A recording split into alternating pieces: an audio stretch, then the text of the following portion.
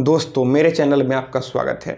आज के इस वीडियो में मैं आप लोग को बताऊंगा कि अगर आपका बिजनेस जीएसटी में रजिस्टर्ड हो जाता है, आप यहां पर जीएसटी नंबर ले लेते हैं, उसके बाद आपको किन किन बातों का ध्यान रखना चाहिए ताकि कल को कोई भी परेशानी नहीं हो, जीएसटी डिपार्टमेंट आपको परेशान ना करे। तो यहाँ पर आप जैसे ही जीएसटी नंबर लेते हैं, उसके बाद आपको चाहिए कि आप यहाँ पर एक बोर्ड लगा दें। मतलब कि आपका जो भी दुकान है, आप वहाँ पर एक बोर्ड लगाएंगे और फिर उस बोर्ड में आपके दुकान का नाम, आपका कॉन्टैक्ट नंबर और जीएसटी नंबर मेंशन होना चाहिए। कई लोग क्या करते हैं कि उनका कोई दुकान भी नहीं होता है, वे ऐसे ही कल्पना कर लेते हैं और बैंक से लोन लेने चले जाते हैं और फिर यहाँ पर बैंक उनसे जीएसटी मांगता है तो वो जीएसटी नंबर ले लेते हैं। लेकिन अगर डिपार्टमेंट आपके एड्रेस पर आकर फिजिकल वेरिफिकेशन कर देता है तो फिर यहाँ पर आपको जीएसटी नंबर नहीं मिलेगा। तो फिर यहाँ पर आप जैसे ही जीएसटी नंबर लें या फिर आप जीएसटी के लिए अप्लाई करें तो यहाँ पर यह ज़रूरी है कि आपका बिजनेस सही में वहाँ पर हो, यहाँ पर बोर्ड लगा हुआ हो, दुकान के नाम से या फिर जो भी आपका बिजनेस है उसके नाम से बोर्ड हो, आपका कॉन्टैक्ट नंबर हो और जैसे ही जीएसटी नंबर अलॉट हो जाए आप जीएसटी नंबर भी मेंशन करा दें। तो आपको इतना काम तो करना ही करना है। उसके बाद जो भी आपको जीएसटी सर्टिफिकेट इशू होता है, आप उसे प्रिंट करा लें। जो भी पहला जो मेन पेज होता है, जो फर्स्ट पेज होता है, आप उसे प्रिंट करा लें और उसे आप फ्रेमिंग करा कर आपका जो भी दुकान है, आपका ऑफिस है, आपको वहाँ पर लगा देना चाहिए।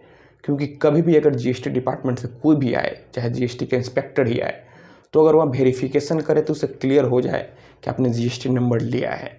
तो आप इतना काम ज़रूर करें। आप जैसे ही जीएसटी में रजिस्टर्ड हो जाएं, आप यहाँ पर अपने दुकान के बाहर जीएसटी नंबर मेंशन करवा दें, आपका दुकान का नाम हो, आपका कॉन्टैक्ट नंबर हो और फिर जीएसटी सर्टिफिकेट को आप फ्रेमिंग कराकर अपने दुकान में या फिर अपने ऑफिस में लगा दें। और उसके बाद अगर आपका नया बिजनेस है, जैसे ही आपको जीएसटी सर्टिफिकेट प्राप्त होता है, उस सर्टिफिकेट के आधार पर आप बैंक में करेंट अकाउंट ओपन करा लें।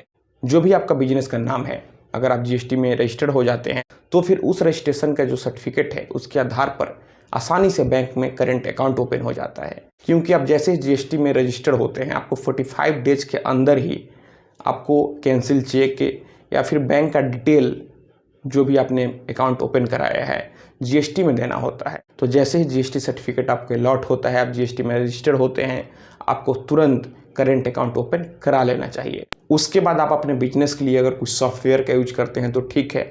अगर आप कुछ सॉफ्टवेयर का यूज नहीं करते हैं, आप सेल परचेज का रिकॉर्ड रखने के लिए कोई सॉफ्टवेयर का यूज नहीं करते हैं, आप अपने शॉप में ऐसा कोई सॉफ्टवेयर नहीं रखे हैं जिससे कोई भी अगर ग्राहक आता है तो आप उसे बिल काट कर दें, तो यहाँ पर आपको बिल बुक मैनुअली प्रिंट करा लेना चाहिए। और जो बिल बुक हो वह पूरे जीएसटी के फॉर्मेट में होना चाहिए। मतलब कि आपके बिल बुक में डेट, आपका जीएसटी नंबर या फिर जो भी सामान परचेज करने आता है अगर उसके पास जीएसटी नंबर है तो उसका जीएसटी नंबर, आपने जो भी बिलिंग किया उसका टैक्सेबल वैल्यू यानी जीएसटी लगने से पहले वाला अमाउंट क्या हुआ, फिर आपने कितना परसेंट जीएसटी चार्ज किया, कितना परसेंट सीजीएसटी और एसजीएसटी और फिर पूरा टैक्स जोड़कर इनवॉइस वैल्यू कितना हुआ, यह सारा बिल बुक में फॉर्मेट होना चाहिए। और एक बात और, आप यहाँ पर बिल बुक में एचएसएन कोड भी ज़रूर मेंशन करें।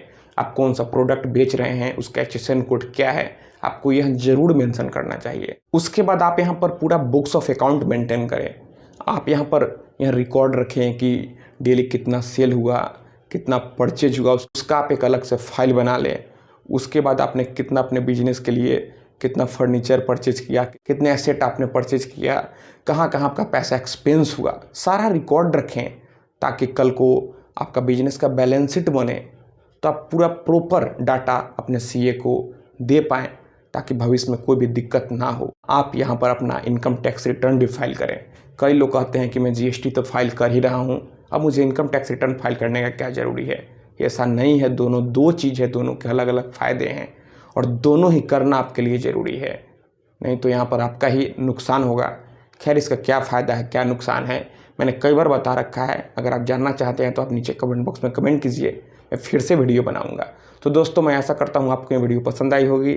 अगर आपके मन में कोई भी सवाल है तो बेशक नीचे कमेंट बॉक्स में कमेंट करें, और अगर आप हमसे सीधे जुड़ना चाहते हैं, फ़ोन से बात करना चाहते हैं, तो फिर आप हमें इंस्टाग्राम पर फॉलो कर लें।